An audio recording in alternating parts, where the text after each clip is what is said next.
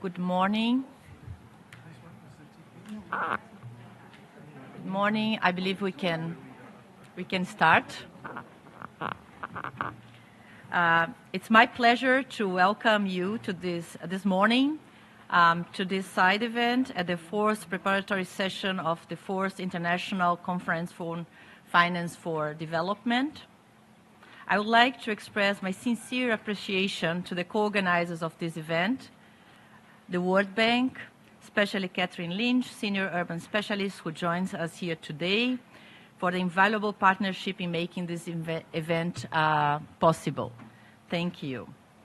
We are also deeply honored to welcome distinguished representatives of the sponsors of this event, Cao Qinbiao, Chief Economist, Ministry of Housing and Urban Rural Development, Mohut, from China, Ambassador Osama Abdul Khalek, here, Permanent Representative of Arab Republic of Egypt to the United Nations, Ambassador Norberto Moretti, Deputy Permanent Representative of Brazil to the United Nations, Ambassador Yabesh Monari, Deputy Permanent Representative and Charge d'Affaires, Kenya. Jesus Lavalle Merchan, Deputy Assistant Director General, Spanish Ministry of Foreign Affairs.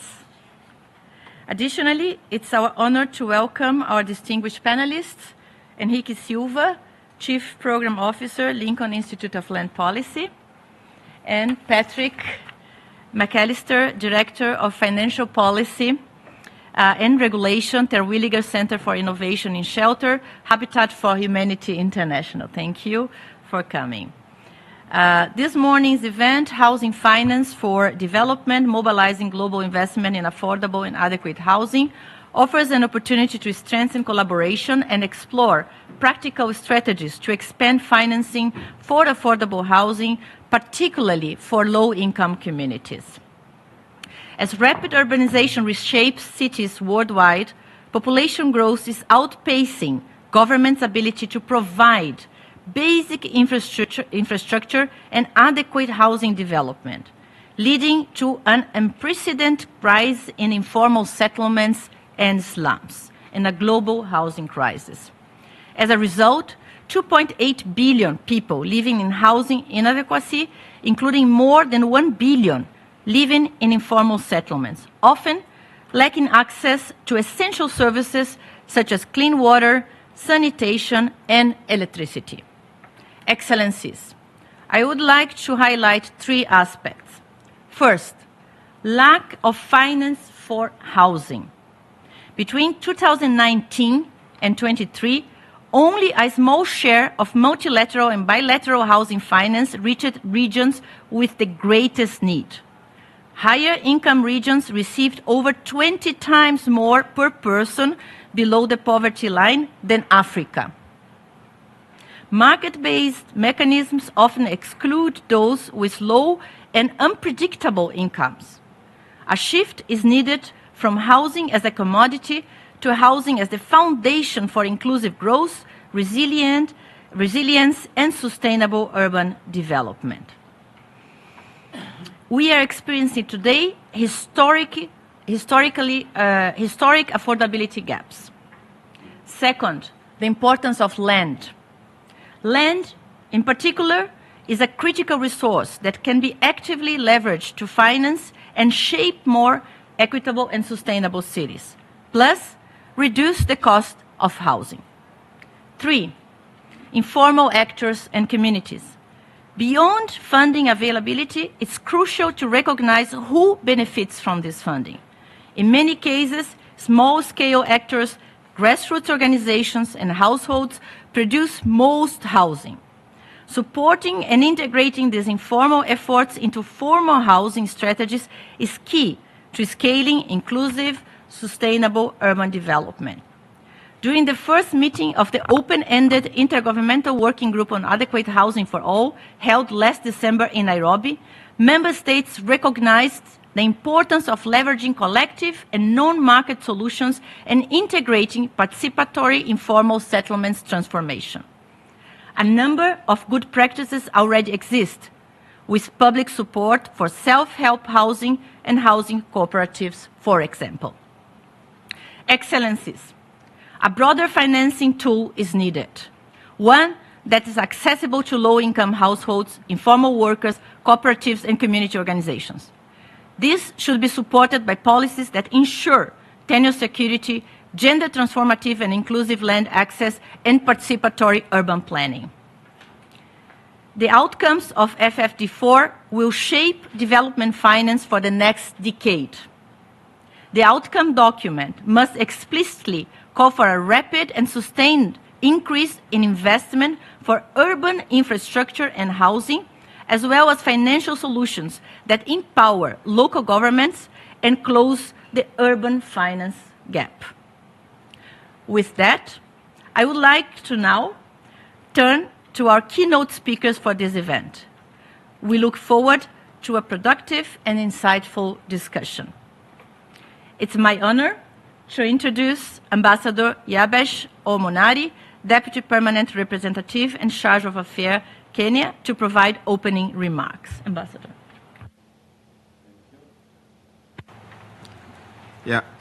Thank you so much, Ms. Anna Claudia Lospach, Under Secretary General and Executive Director of UN Habitat, distinguished representatives from member state countries, including the co-sponsoring countries, Brazil, China, Egypt, and Spain. Distinguished colleagues from the World Bank, Lincoln Institute of Land Policy, Habitat for Humanity and Humanity International, and other partner institutions present. Esteemed delegates, ladies and gentlemen, it is my distinct honor to deliver these remarks on behalf of the government of Kenya. Let me begin by extending Kenya's appreciation to all the co-sponsors and partners that joined hands to bring this event to bear. Allow me also to highlight Kenya's close and enduring partnership with UN Habitat, which is headquartered in Nairobi. As a host of the UN Habitat Global Secretariat, we are privileged to witness the organization's commitment to advancing the right to adequate and affordable housing from a front seat vantage point. Esteemed participants, ladies and gentlemen, the global housing crisis is real and growing. In 2025, close to half the global population still faces housing inadequacy, with over 1 billion living in informal settlements and without basic services. The failure to adequately finance housing solutions is a major impediment to the achievement of the 2030 agenda. It undermines resilience, perpetuates poverty, and limits economic productivity. The situation is especially severe in developing countries where urban populations are growing fastest, but public resources are severely constrained, and access to long-term housing finance is limited. Africa, the continent with the most need, continues to receive far less housing finance per capita than wealthy regions, despite being at the center of global demographic growth and urbanization. For these reasons, the FFD4 conference must go beyond rhetoric and offer concrete solutions to the structural barriers that are preventing countries from financing and delivering sustainable housing. Ladies and gentlemen, Kenya sees 4 priority areas where FFD4 process must deliver in order to facilitate the mobilization of global investment in affordable and adequate housing. First, we must fully address sovereign debt and borrowing costs. Developing countries are spending more on servicing debt than on housing, health, or education. FFD4 must prioritize fairer debt treatment, greater transparency, debt restructuring tools that restore the needed fiscal space for developing countries. Second, we must expand access to concessional finance. For developing countries, access to adequate and predictable concessional resources remains limited. FFD4 must oversee the expansion of eligibility criteria and scale up long-term concessional financing for housing, infrastructure, and climate adaptation. Third, we must oversee the reduction of the cost of capital. Many countries in Africa face prohibitively high-risk premiums. Kenya, alongside peer countries, will be advocating for FFD4 to address the structural factors that distort credit ratings and hinder access to affordable financing, including fairer treatment in global risk assessments. Finally, we must unlock private capital at scale. Blended finance should be promoted, and the private sector should be engaged more meaningfully to provide affordable financing to complement government efforts. But this will require governments to be supported in strengthening their regulatory frameworks, improving land management systems, and de-risking housing investments. Esteemed delegates, ladies and gentlemen, affordable housing is one of the top 5 priorities under the Kenya government bottom-up economic transformation agenda. The Housing Act 2024 established a fund known as Affordable Housing Fund, which imposes affordable housing levy, known as the Affordable Housing Levy, as means of domestic resource mobilization to finance construction of affordable housing. Other areas of focus to support affordable housing include bank credit lines, mortgage-backed securities, and the Kenya Mortgage Refinancing Company. Despite these efforts, we remain aware that domestic action is not enough without global alignment. The limitations faced by developing countries are structural and cannot be fully addressed with fragmented or ad hoc approaches. Permanent solutions must be global, deliberate, and jointly implemented. Esteemed delegates, ladies and gentlemen, today's site event, therefore, is an opportunity to identify concrete pathways forward. We cannot solve a global housing crisis without fixing global financial systems. The cost of any inaction will be felt in overcrowded informal settlements, unmet infrastructure needs, missed climate goals, and broken social contracts. Kenya therefore calls upon all partners present, governments, international financial institutions, civil society, and the private sector, to approach the remainder of the FFD4 process with realism, urgency, and a willingness to do more than just convene. We must leave Sefira in July with an FFD4 outcome that enables member states to act and fully address the urgent constraints to meeting SDG 11. I thank you. Thank you, Ambassador, for sharing with us the efforts from Kenya through Housing Act 2024 and the attention for the need to amplify fiscal space, concessional finance, and look at unlocking private capital and reduce the cost of capital. It's now my honor to introduce Cao Jinbiao, Chief Economist, Ministry of Housing and Urban Rural Development from China, to present China's experience in housing development finance. The floor is yours. Thank you.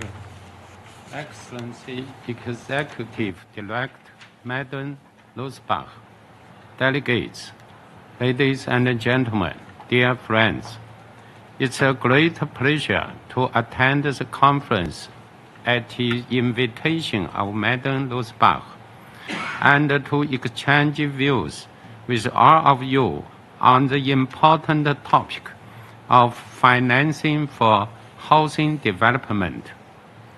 The Chinese government has always adhered to a people-centered development philosophy and has worked to establish and improve a housing system that integrates both rental and home ownership options, striving to ensure that everyone has access to adequate housing. Since the launch of the Reform and Opening Up policy in 1978, China's per capita housing area has increased from 6.7 square meters to approximately 40 square meters in urban areas, and from 8.1 square meters to about 50 square meters in rural areas, successfully addressing the problem of housing shortages, which made a great contribution to SDG 11 of Agenda 2030. In line with the theme of this meeting, I would like to take this opportunity to share China's experience from two aspects. First, how does China support housing construction through land and financial policy design? In China, housing development models differ between urban and rural areas. In rural areas, most housing is self-built by farmers. In terms of land, the government allocates each rural household a plot of land free of charge. Regarding financing, farmers primarily fund construction through their own savings. For those with lower income levels, the government provides a subsidy. Moreover, rural infrastructures are constructed by local governments. In urban areas, housing is mainly developed by enterprises. Real estate enterprises can first use their own capital to acquire state-owned land use rights, then mortgage these land use rights to obtain additional financing for housing construction. This model has been widely applied in commercial housing development and urban renewal projects. Second, how can the private and public sectors play a role in housing investment? In China, the government meets basic housing needs, while the market meets diverse and multi-level housing demands. In the market system, real estate enterprises are the main players, developing various types of commercial housing through their own funds and external financing. The government regulates real estate development, sales, and intermediary services. In the government system, there are several characters. First, the government provides fiscal fund. Second, China has established non-commercial bank to provide long-term, low-interest loans to construction entities to support social housing construction. Third, various entities, including state-owned enterprises, real estate companies, and industrial parks, raise and construct social housing through multiple channels. At present, the housing needs of the Chinese people have shifted from the basic question of whether there is housing, to the higher aspiration of whether the housing is good. In response to this evolving demand, we have proposed that both commercial housing and affordable housing must meet the people's desire for high-quality living. We are committed to building good housing that is safe, comfortable, green, and smart. We stand ready to strengthen communication and cooperation with all parties and to contribute China's wisdom and solutions toward the shared goal of ensuring adequate housing for all. Finally, I wish this conference great success. Thank you. Thank you, Mr. Jinbiao, for sharing the focus on people and quality from China's perspective, the division of labor, public and private, the large ecosystem of stakeholders that you have, and the blended resources, savings, subsidies, fiscal resources, and financial resources. We'll now turn to our panelists, and we start with Ambassador Osama Abdul Khalek, permanent representative of the Arab Republic of Egypt to the United Nations. Ambassador, maybe you can share with us how Egypt tackling the challenges of financing housing, also in a context of rapid urbanization.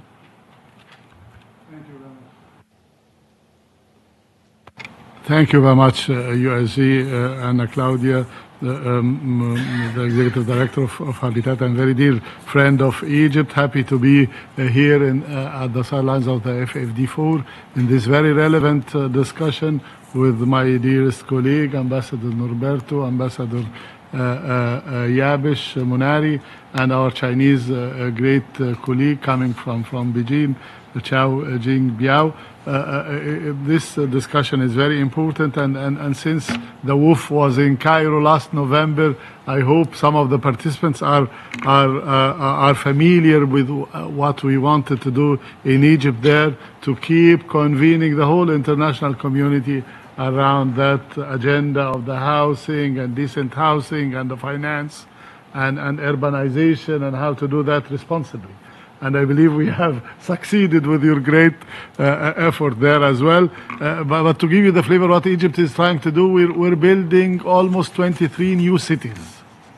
For the last 10 years or so, we have built almost and finished 14 of them. One of them is our new administrative capital, which is huge. For those who would visit Egypt, you may have to see the scale, and it shows the ambitions and so on.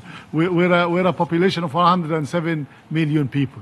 We had slums, we had difficulties, and so on. However, the vision of President Abdel Fattah al-Sisi and the government was to expand and to reform and to be ambitious. And we did, and the scale is speaking for itself. We intend to continue building additional 23 cities by 2030.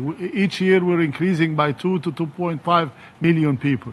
We're hosting 10 million non-Egyptians due to the Arabs, the so-called Arab Spring and turmoil in the region and so on, residing with us fully. This is just to put the flavor. For the finance, of course, a key pillar of this approach is Egypt's strong partnership with international financial institutions. Notably, and this is very important, the government of Egypt secured the $500 million from the World Bank to support the Social Housing Fund, aimed at expanding affordable housing opportunities for low-income families while simultaneously strengthening the country's mortgage finance systems. To further catalyze private sector involvement, Egypt has introduced modernized public-private partnership guidelines, which facilitate the participation of private developers by addressing key financial and regulatory challenges. These PPPs are instrumental in mobilizing private investment with the government, often contributing public land. And here I want to speak about land as an asset. You see, in a country like ours, you're creating an asset by investing in the land and so on. So the government contributes the land, you go for public finances, and you're trying to sell to the upper middle class or the middle class for a price, and then you'd get some profit, recirculate it for the very economic housing at affordable prices for the poorer segment or the low income segment of the society. I hate to use the term poor.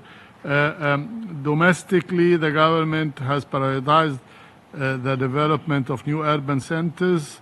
I spoke about that. The government continues to leverage public land and assets through the new urban communities authority. You need regulations, you need authority, and we're a government with a smart bureaucracy, and we have had some experience, accumulating experience how to do that.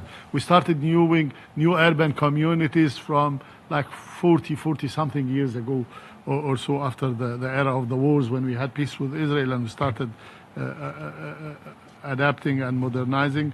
This is what I wish to say by giving you a flavor of what we are trying to do that as Egyptians.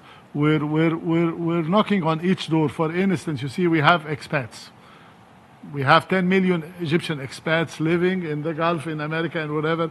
So the government always try to customize programs offering housing and lands for those, even farms sometimes, for them to come and invest back home. And that generates income the government right away utilizes to subsidize proper housing. The scale is impressive. We have almost finished dealing with the dangerous slums and so on. And that was very costly as well, but has helped us developing some of the potential and freeing spaces that is usable for tourism, and we're doing a lot of reforms within Cairo itself. The waterfront, the reuse of land, and some ambitious plans there all together. This is what I wish to tell you about our Egyptian experience, and I hope it has somehow covered the topic at hand. Thank you very much, USG, Anna Claudia. Always a pleasure. Please keep putting that issue of the funding and affordable funding for decent housing in the developing world. Other than that, everyone would suffer, the globe and so on, for the sustainability and some other issues. Over to you. Thank you very much. Thank you, Ambassador. Yes, indeed, Egypt was a great partner at the World Urban Forum last year. Helps us also to start creating this global coalition to deal with the issue. And yeah, you covered all the aspects, because here you mentioned how you, in tackling a challenge of having land available, you actually identified a solution through land, you know, and blending with the international finance that is also available, and promoting the ecosystems, the private sector, and so on. Yeah. So thank you very much. So perhaps now this is the best segue to move to the bank. So I'd like to invite Catherine Lynch, Senior Urban Specialist from the World Bank, to share about how the bank is actually tackling this challenge of amplifying finance and funds for housing, informal settlements. Catherine. Thank you very much, and thank you for having me on this panel. It's especially wonderful to share the panel with representatives of two countries that I've spent a lot of time trying to understand your housing issues, both Brazil and Egypt. And in fact, the project that you mentioned with the Social Housing Fund, so I worked on that, and it actually went from 5 million to 1 billion of financing from the World Bank. So the World Bank Group has invested over $40 billion in housing through both our window to government borrowers and through the International Finance Corporation for private sector loans and investments. And the interventions supported have covered the whole gamut of housing issues, from slum upgrading, sites and services, construction, land issues, housing finance, etc. And our objective is always, with that financing, to try to help countries use their funds as efficiently as possible. And there's always a trade-off between the number of people who can be impacted and the depth of that impact. So how much of a subsidy per person impacts how many people can benefit from a program. And so when we compare, for example, the KISIP, the Kenya Informal Settlements Improvement Project, which is focused on slum upgrading, this was over a decade of hands-on financial and technical assistance from the World Bank on targeted populations. And you compare that with the operation of $1 billion in Egypt, which was on the mortgage finance system. And there's a huge difference in the scale of impact in each of those. In terms of trying to amplify the amount of funds going into housing by IFIs, I think that the greatest opportunity will require a shift in how we think about housing finance. We really need to address the mismatch between long-term housing finance, so mortgage programs, that focus on a fully completed for-sale home versus the reality that we see on the ground. I currently work in the Africa region, and the reality there is that the majority of the housing deficit is a qualitative one. It is not necessarily a quantitative one, which means the funding really needs to be directed at improving existing settlements. Second, the majority of housing in developing countries is built incrementally. So how do we think about financing mechanisms that address that, rather than focusing on a developer-built or public-built completed home? And finally, the market-based housing solution for lower-income families is often rental property. So how do we think about financing mechanisms that will help to promote the development of rental housing? There are a couple opportunities. In terms of incremental construction and slum upgrading, a big advance is that EDGE, the green certification system within the World Bank Group, has now approved a certification for self-built housing in India. And this is huge because it will open up the potential for discounted financing focused on green development. So this is a huge opportunity. In Argentina, we had, under a bank project, worked on a methodology for green slum upgrading. And there's a hope there, too, that would help to crowd in some discounted capital for housing. And second, there has been a renewed emphasis on functional rental markets and alternative routes to homeownership, such as rent-to-own. And in Kenya, I know that this is being explored by the government. And in Mexico, there's already several examples of the private sector putting rent-to-own products into the market. And so I think that what we can do is put our minds together to figure out how we capitalize on this, on green financing for self-build and for slum upgrading, and on capital for rent-to-own or other types of rental housing, so that we're meeting the full spectrum of housing needs in developing countries. Thanks. Thank you, Catherine. Indeed, it's great news. I'm very positively surprised by the certification edge for incremental housing in slums in India. I think it will be excellent for us also to amplify our footprint into the climate funds, right, that are available. And the ambassador mentioned concessional funding and so on, so we have to look at that. And yeah, expanding the housing options. And the World Bank has already, and we all have already, a large, set of experiences that we can build on. So meaning the know-how is there, right? But we need to channel the finance right.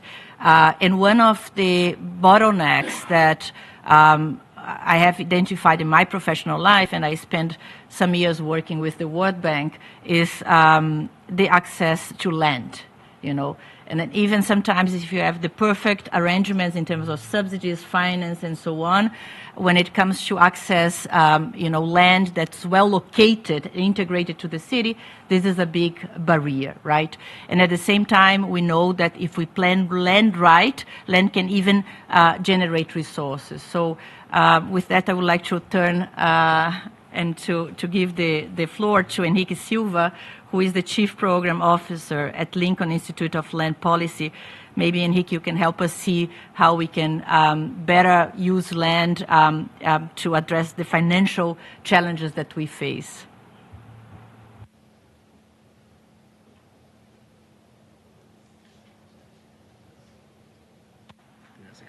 Thank you so much, Undersecretary General and Executive Director Anna Rosvat. It's a pleasure to be here. It's an honor to have been invited to participate in this very important conversation and to be asked to address one of the three key areas that you listed in this bigger conversation on affordable and adequate housing, which is land. And what I'd like to do here in the context of financing something, I think I'd like to put a very specific point on the need to pay attention to the institutions that manage land and the systems that manage land. And if we're going to invest not only in mortgage markets and construction, we need to pay attention to those institutions, primarily subnational governments that are managing land and land use. Why? And this is something that I really appreciated from the Honorable Ambassador from Kenya, who said, look at land management systems. Why? Why land use management and the systems that manage land? It's because a large proportion of the cost, and it varies, but a large proportion of the cost of housing is the cost of land. In some places, in the United States, for example, the cost of housing is made up of 50 to 60% of the cost of land. In Latin America, cities like Sao Paulo, Mexico City, Buenos Aires, the cost of housing, 50% of that is the cost of land. And it varies, but you get the picture. And that cost, so then the question is, what drives that cost? In many regards, it's the availability of land, as we've talked about it, and we heard this from China. And that availability is both a physical material availability, actually where is the land, but it's also a created scarcity that our institutions, for lack of management or lack of oversight of the market, is creating that scarcity. The other is the inappropriate or underused, utilized tools, fiscal tools such as property tax to incentivize the use of land, to release it for housing, for example. And the other one is, and this is very important, especially in the development context, in terms of availability and access to land. We might have land, but we're not investing in the services that are needed to make land adequate and cheaper for housing. Those services are water, roads, accessibility, sewage, and so forth. So we need to pay attention to those. Now, what is the main actor or the main actors involved in those drivers of land costs? Subnational governments, for the most part, across the world. And there, then, the problem is, or the issue would be, what do they need to do? They need to have the capacity to, one, understand how land markets work and the relationship between land markets and housing costs. They need to know and want to manage land in ways that intervene or break or circle or set aside some land for housing, as we heard in the case of in China. So the capacity and will to reserve land specifically for housing. And they need to also want to use or are able to use things like the property tax, as I mentioned, in order to incentivize the use of land for housing, and also to curb speculation. That also is another driving force that keeps land away from the use for housing, or especially for lower income or accessible housing. And the other thing is to also facilitate something that we don't talk too much about, is not just titling, but also thinking about innovative tools such as community land trust and shared equity around property and so forth for larger sections or communities and so forth. And these are all tools that exist, that are out there and are being applied at different scales and with different intensities, but that go to and really focus on how to lower or reduce the cost of land so that the rest of the cost of housing can come down. At the very least, to have land available for housing where it's needed. This also means that the local governments or subnational governments that are managing land use need to anticipate the demand for land, which is a planning function. And in many of our countries in the global south, that capacity is not there. But I want to give a couple of examples of the work that we're doing at the Lincoln Institute that address how the support of local governments for releasing or making land more available to reduce the cost of land and servicing land, so that the cost of housing or housing is made more available. One is a project that's dear to my heart.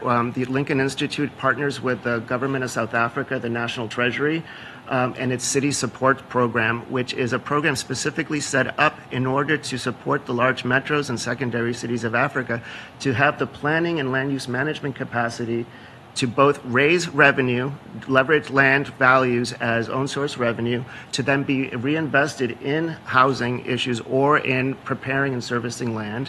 And then having that then be part of the ways that they could leverage credits or collaterals through mortgaging or recovering some of the cost of servicing the land.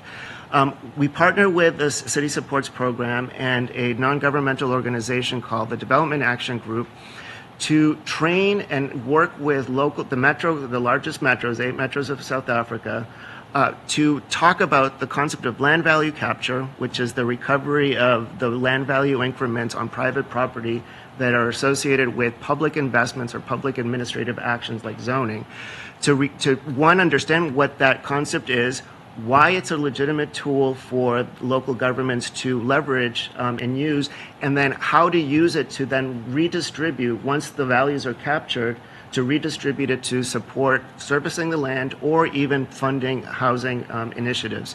Over the course of 4 years now, most of that work has been the labor of dialogue. We've brought together key stakeholders, everyone down from neighborhood civic leaders to municipal officials to developers, private sector developers, to come to the table to talk about how to finance, how to make land available for housing, and how to generate and mobilize revenue from land in order to fund housing. And in 3 or 4 years, we've had the government of the Western Cape and the city of Cape Town and Stellenbosch, and also eThekwini, adopt land value capture tools such as inclusionary housing that leverage the value of land and incentivize private developers to bring in and bring out new housing in centrally located areas. Now, what I'd like to emphasize is not only the need to pay attention to these institutions because they manage land, and as you manage land, you manage or conditions the cost of land of that land, and therefore the cost of housing. And here, what we need to do is really pay attention to those institutions and work with them, and then come up with partnerships, especially from our perspective, between the Lincoln Institute, National Treasury, the UN Habitat, to look at ways that we could provide capacity training for these institutions and actors so that we could at least manage the land component of affordable housing. Brilliant. Thank you, Enrique. Now we move from the subnational governments and the power of land to the ODA. And perhaps Patrick McAllister, Director of Financial Policy and Regulation at the Williges Center for Innovation in Shelter, can share a little bit of from the findings from your study on ODA. Thank you, Madam Undersecretary General, ambassadors, government representatives, esteemed fellow panelists, and distinguished participants. Habitat for Humanity, for those of you who don't know, is not to be confused with UN Habitat. We are a global housing organization operating in 1,000 locations and in the US and 70 countries. We are nonprofit, nonpartisan, and we're a network of local organizations committed to a common vision of a world where everyone has a decent place to live. We do this by building more and better homes and through transforming the housing systems that determine the housing options available to low-income people. We work across the housing ecosystem with housing market actors to enable innovations that improve construction and financing options, and with governments to improve the way those markets reach more low-income people and increase housing quantity and quality, as my fellow panelists just mentioned. To achieve the ambition of this side event, which is mobilizing global investment in affordable and adequate housing, we believe requires three things: adequate financing infrastructure to incentivize the private sector to build and finance affordable and adequate housing, including local capital markets, national and subnational government engagement that prioritizes solutions at scale, and improved measurement, or perhaps I should say any measurement at all. What I'm referring to is the absence of housing aid as a sector within official development assistance at national and subnational levels, as reported through the OECD's credit reporting system. Habitat for Humanity has been researching global development reported to the CRS for the past 10 years, from 2014 to 2023. We're doing two types of analysis: a standard analysis using the only two existing purpose codes, and a different and novel AI analysis based on an expanded definition of housing. Our preliminary findings include that bilateral housing aid through ODA from G7 countries is less than 1% of their total aid, despite housing's proven role in supporting prosperity and well-being and several of the other advantages that we've already heard about. When we zoom out and look at other official flows, housing aid to low and middle income countries made up only 0.1% of total ODA. What we've also found is that a large share of reported housing aid in ODA actually remains in donor countries as housing assistance to refugees. Housing does not exist as a sector like health or education within existing efforts to track ODA. Of the 31 sectors in the credit reporting system, housing is lumped into other social infrastructure. Based on our recent analysis, these capture just 1/8 of total housing-related spending. Housing is increasingly a global priority across the world majority and minority countries, but flawed coding hides the full extent of what's being done to solve it. I would expect that a lot of what we've already talked about will not appear in the ODA official figures. We've been working to improve visibility of housing aid in ODA through deeper analysis and machine learning, and we've been collaborating with partners and governments to redefine housing in ways that reflect the full continuum of housing needs and approaches. But why does this matter? Because governments will never be able to build enough housing on their own, and markets left to their own devices do not produce housing that is inclusive, affordable, and sustainable. Housing is one of the most complex sectors. It brings together markets for land, construction, and finance, all incredibly complex on their own.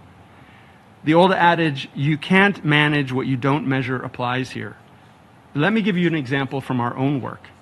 In 2012, Habitat for Humanity created the Microbuild Fund, a $100 million debt fund that provides finance and technical assistance to financial institutions serving low-income populations in need of improved housing. These are mostly microfinance institutions.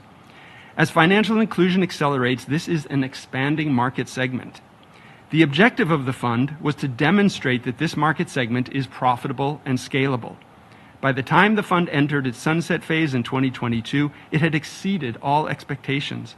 Microbuild has financed 62 financial institutions in 33 countries.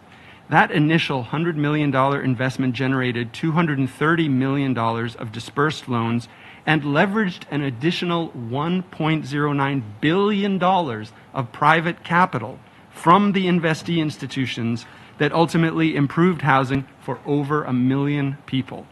That's over 10x, which demonstrates that this is a model that can be scaled. Microbuild also illustrates that reaching underserved populations through housing finance is possible. 83% of end borrowers were female and 75% lived in rural areas. While the Microbuild Fund is certainly a success, it also highlights some of the challenges of providing finance for improved housing. Lack of institutional capacity among financial institutions that serve these populations, restrictions that keep lending costs high, and managing foreign exchange risk. These prevent Microbuild and its investees from reaching the scale possible. So this is just one example that illustrates how dedicated ODA spending could mobilize global investment in affordable and adequate housing. In conclusion, I'll leave you with 3 questions that we hope can result in some exciting action, partnership, and collaboration. Can the OECD or the DAC assess the real share of housing in ODA?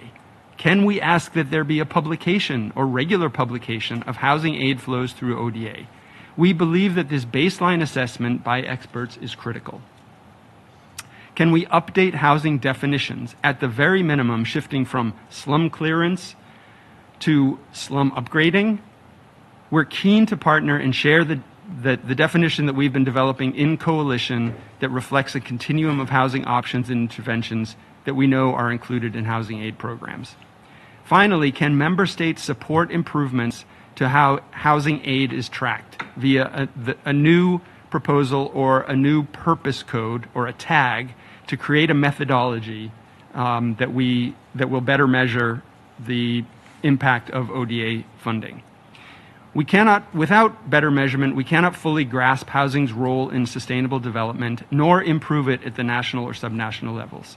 We are keen to partner, and we look forward to seeing where we can take this together. Thank you. Thank you, Patrick, for calling our attention to the need to really monitor ODA to housing, and also to the wealth of the ecosystem of financial institutions that we already have and models that we can build upon if more finance is available. So thank you all, panelists, for your very, very insightful remarks. I would like now to welcome our next guest speaker to provide some reflections on the panel. So I will turn over to Ambassador Norberto Moretti, the Deputy Permanent Representative of Brazil to the United Nations.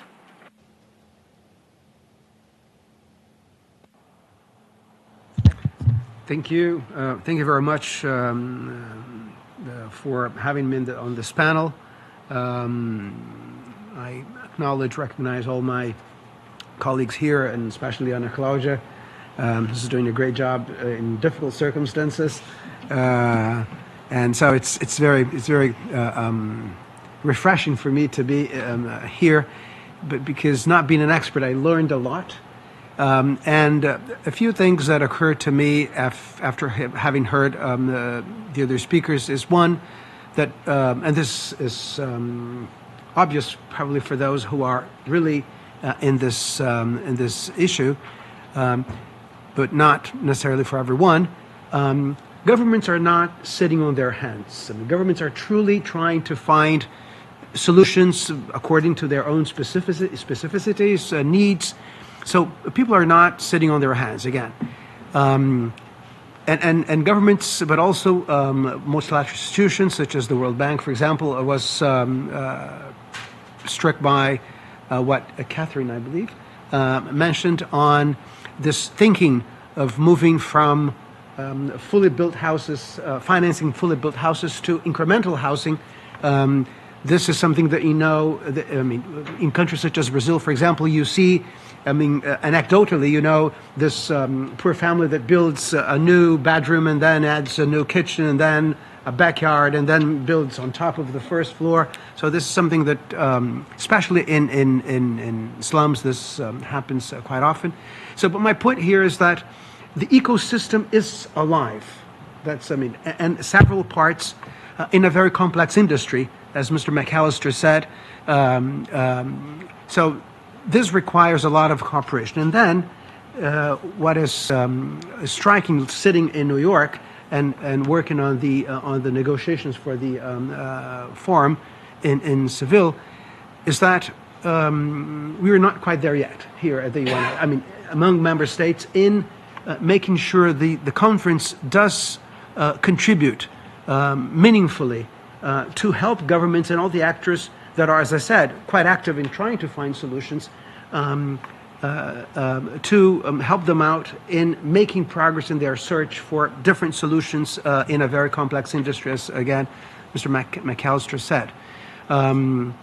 It's difficult for negotiators because there is this whole set of issues that require attention. A whole set of interests being played out, and you're trying to integrate them into something that makes sense in a larger document, in a larger view of how the UN can, or member states coming to an agreement, political agreement on how the several pieces of the system should come together to help address this particular issue. But it's important that we have in mind on this issue, but in any other issue that is being dealt in the negotiations, that we need ambition. And unfortunately, the circumstances today, the political circumstances today, do not make us optimistic that the minimum level ambition will be reached. In the document, there are several reasons for that. One of them, obviously, is this very serious contraction, I would say, of funds being available, but also, and probably more important, more worrisome than this, is that there is also a contraction of political attention, of commitment. And this is quite worrisome because this contraction of political attention and will might not or might be with us for a long time, given the nature of the political processes and phenomena especially in developed countries, that is behind this contraction of political will and therefore the contraction of funds. So this is not to say that we will not make progress, but to say that we need to continue this effort of raising awareness, of bringing attention to this issue. Secondly, we need to be creative to, if not replace funds that will not be coming, but at least optimizing the funds that we may mobilize, private sector, MDBs, governments, philanthropies, everyone, to at least ease the consequences, the negative consequences of this contraction of funds, but also of international political will to address these problems in a matter of or in a modality of solidarity, international solidarity. So I do think that the panel showed that, again, there is a lot of life, but life needs support, political, financial, intellectual, in terms of capacity. I was struck by Mr. Henrique Silva's focus on the institutional capacity of institutions, or the capacity of institutions that manage land. But again, we need to support them. We have to find the ways to support them. Just before I finish, Let me briefly mention one aspect, one small contribution we as Brazil could make to this particular debate here that has been touched by many. You, Ana Claudia, mentioned it, Manari mentioned it, some others, which is the self-built housing and the community-based mechanisms or schemes that help at least, again, address part of the problem. And I want to just share with you very briefly one Brazilian experience, which is the so-called entidades, entities, modality of our flagship housing program in Brazil, Minha Casa Minha Vida, that was established by President Lula, and then was reestablished again when he came to office. And this particular modality of building is based on a concept that is quite known to Brazilians and that has its origin in indigenous communities called mutirão, which is a very difficult word to translate, but it's basically bringing people together to do something. Self-help, mutual assistance. Yeah, maybe that's, we don't have the word, I don't have the word at least, but we have to, we describe the concept. But very briefly, my point is that, and I was talking about creativity, and I do see that there's a lot of creativity going around in many places in the world. So this is the Brazilian, let's say, experience of creative community-based building. From a financial, and I'll read because I'm not an expert on this, so not to say something that I shouldn't, I'll read briefly the description. People, families organized by and in entities, that's why the modality is called entities, build their homes in partnership with others. This obviously reduces the cost, but as importantly strengthens solidarity, ownership, and community resilience. And from a financial perspective, this approach leverages non-traditional tools. Community-managed funds, state subsidies disbursed to associations rather than to individuals, and in-kind contributions in the form of labor or local materials. And it challenges the idea that the only viable path to housing is through private real estate markets or mortgage credit. And this, I think, applies very closely to the incremental building that Catherine was mentioning, and that has proved to be quite effective, I understand. So, not to make this too longer, I just wanted to, again, commit the mission here, the Brazilian mission, to helping raise the profile of this particular issue on the FFD document. Not easy, as I said, because there are a lot of issues competing for a little paragraph on a text.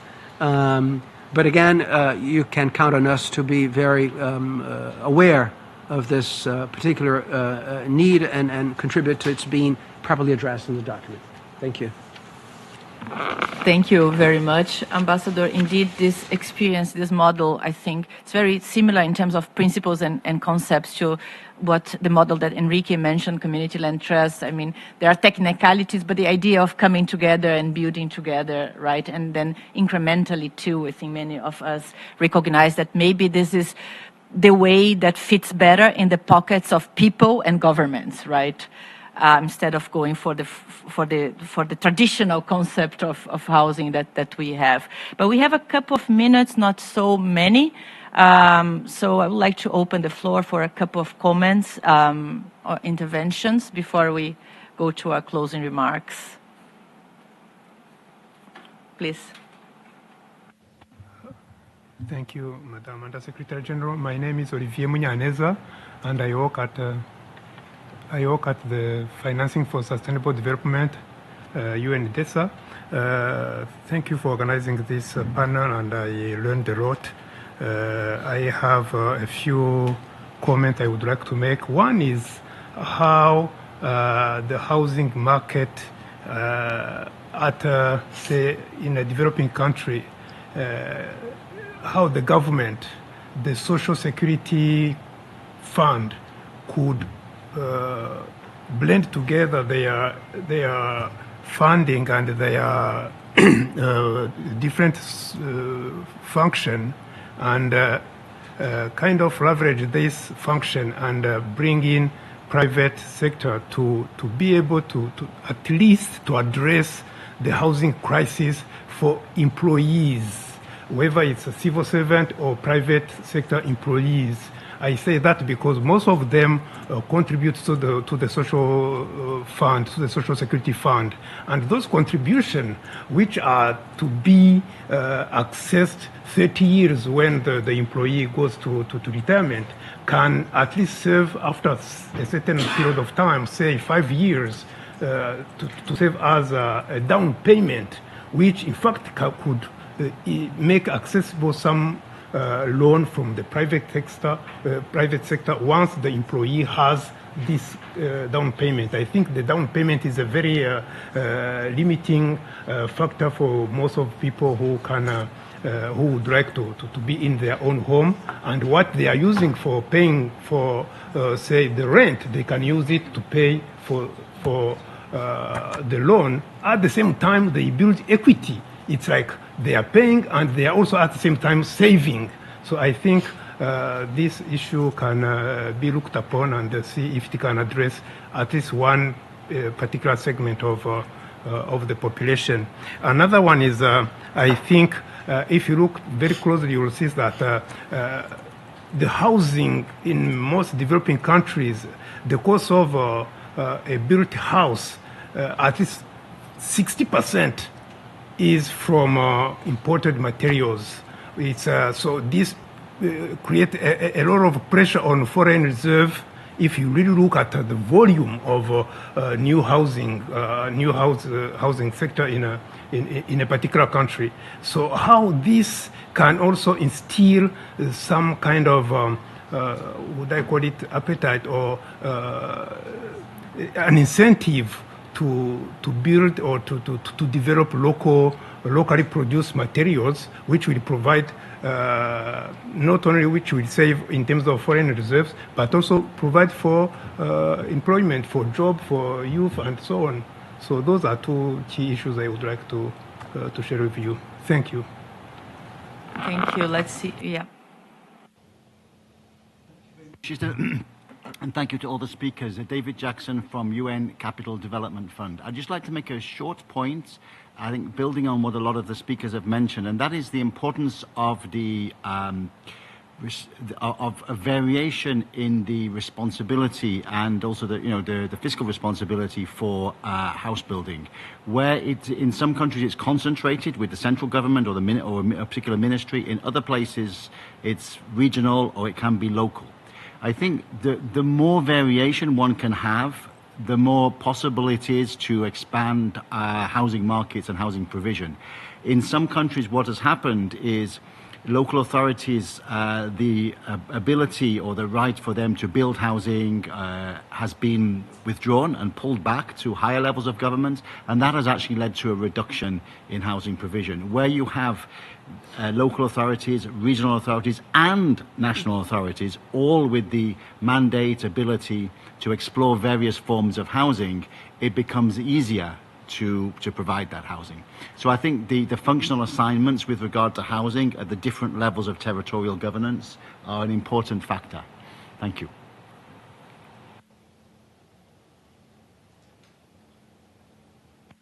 More comments? Okay. So perhaps, I don't know if one of the panelists would like to address some of the inputs that, the comments that came. The social security one, I mean, the model, this is the model of Brazil, this is the model of Mexico, the idea that the new Kenya model a little bit, but I don't know if one of the panelists would like to expand on that, or in the other points, imported materials, or the points raised now by the colleague. Kat.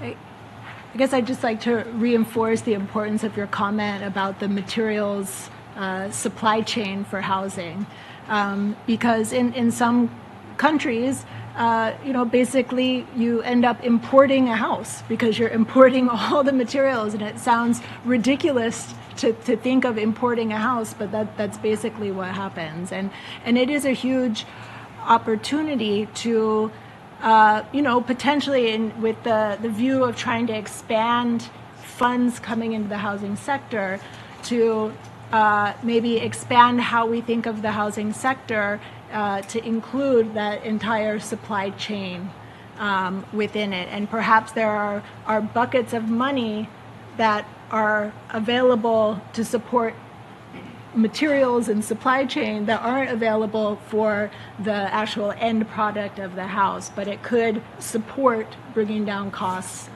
for the house itself. So very good point.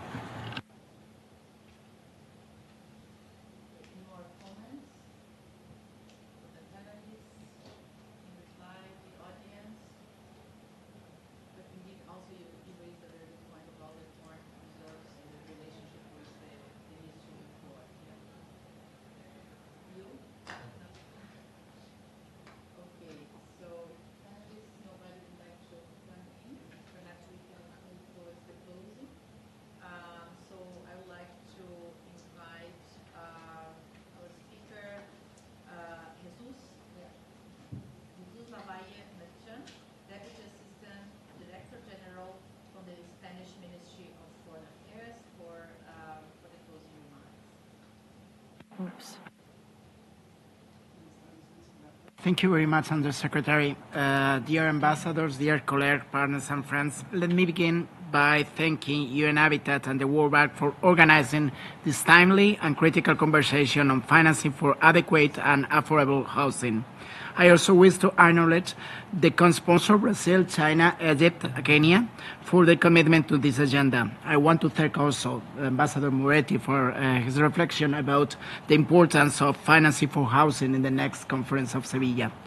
We have heard today powerful messages. Housing is not only a human right, but also a cornerstone of sustainable development, economic resilience, and climate adaptation. Yet we face a doubting reality. 2.8 billion people today live in housing inadequacy and more than 1 billion in informal settlements. These are not abstract figures. They are lives, futures, and community at stake. Spain, through its cooperation agency, ICIF, recognizes that addressing this housing crisis requires more than financial commitments. It demands a systemic shift. A shift that sees housing not as a commodity, but as a foundation for dignity, opportunity, and inclusion. In this spirit, Spain has made urban resilience and the localization of sustainable development goals as central pillars of international cooperation. Through programs like Raise Up, which we proudly support in Bolivia, Colombia, Jordan, Tunisia, and Ethiopia, we are advancing climate resilient housing solution in vulnerable urban settings. Our support has helped launch tools like multi-layer vulnerability assessment handbook, now being applied in 6 cities to guide targeted planning and investment. Moreover, Spain is taking concrete steps to empower local governments and communities. We are proud to host the Secretariat of the Local 2030 Coalition in Bilbao, reinforcing our belief that local actors are critical agents of change. By anchoring the 2030 agenda in the daily realities of cities and territories, we unlock pathways for housing finance that are equitable, context-specific, and participatory. And yet, we must acknowledge a sobering truth. Global financing for housing remains grossly inadequate.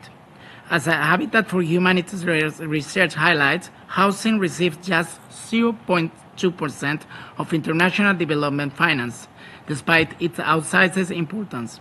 Worse still, disparities in allocation mean that low-income regions such as sub-Saharan Africa receive a fraction of what is needed. We need to correct this. Let this side event serve as a call to action for the international financial institutions, bilateral donors, and philanthropic actors. We must scale up support for diverse housing finance mechanisms, blended finance, community-based models, and tenure security, especially in contexts where informal construction represents the majority of housing productions. Spain is ready to continue playing a catalytic role.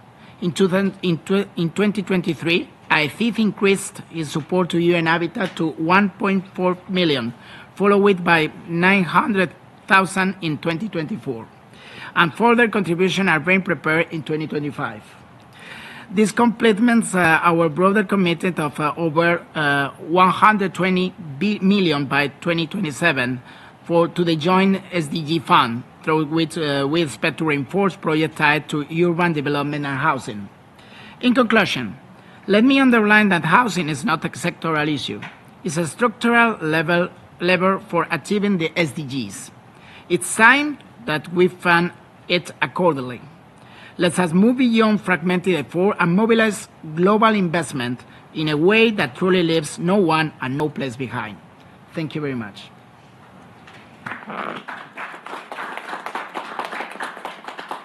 Thank you very much, Mr. Jesus. Excellent closing remarks. With that, on behalf of UN Habitat, I really would like to thank the World Bank for this collaboration. It has been a long road towards this event, and we still have Seville in front of us, so we hope to be there again and really leveraging this dialogue. And also our sincere appreciation for the speakers that came here today and for the sponsors of this event, China, Kenya, Brazil, and Spain. It's clear that there's an agreement here that housing is central to sustainable development. It's also at the central of UN Habitat's new proposed strategic plan, which will be submitted to the UN Habitat Assembly now in the upcoming months of May. No, this May. We started. It's the 1st of May. Sorry. Yeah, by the end of the May of the month. And it focuses on access to housing, land, basic services, and transformation of informal settlements to all. This is our proposition, understanding that housing is a global crisis. It's a structural issue, especially in countries in the global south, but that UN Habitat can play a key role in convening stakeholders, as we did here today, and build a global coalition to overcome this challenge. And then finance is critical. That's why we are here on the road to Sevilla and beyond. So we look forward to build on today's discussion. As I mentioned before, there's also a new open-ended working group on housing integrated by member states. This working group already started its work in December last year, and there's a roadmap a couple of years ahead where member states will support the housing agenda strongly, and all this conversation can be also better elaborated through this platform, who envisages also to look at definitions like you mentioned, but also the data that is available, the knowledge, and all the practices that you share here. So we hope to offer this platform also as a vehicle as a public good to strengthen the capacity in the sector. And we also hope that these discussions will also be helpful to shape the outcomes of FFD4. Thank you very much. See you in Sevilla.